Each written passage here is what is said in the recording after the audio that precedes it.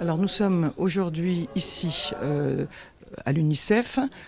parce que ça fait plusieurs semaines, pour ne pas dire mois, que nous envoyons des courriers, des mails et que nous appelons l'UNICEF pour leur demander d'intervenir concernant la détention et la torture des 300 enfants palestiniens et notamment 5 d'entre eux qui ont été raflés il y a maintenant près de 3 ans, en mars 2013, et qui viennent d'être condamnés à 15 ans de prison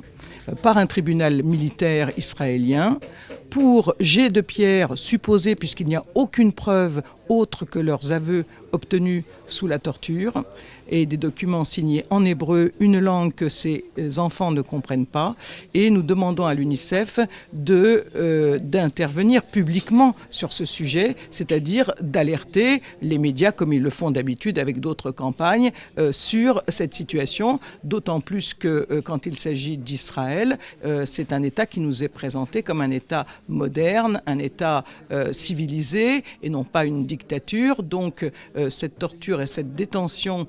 d'enfants à partir de l'âge de 12 ans est quelque chose de particulièrement intolérable, mais on n'entend absolument pas les médias en parler, on n'entend pas nos dirigeants politiques en parler. Alors si l'UNICEF, qui est un organisme de l'ONU chargé de la protection des enfants, ne le fait pas, on se demande qui va le faire.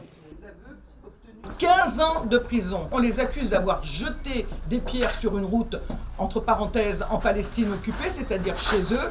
et ils ont 15 ans de prison et 7 000 € d'amende. Et si les parents ne les payent pas d'ici le 26 janvier, ils peuvent être condamnés à perpétuité. Alors là, j'aimerais quand même savoir ce que l'UNICEF peut dire, au moins dire quelque chose, au moins dénoncer publiquement. C'est tout ce que nous demandons. Palestine,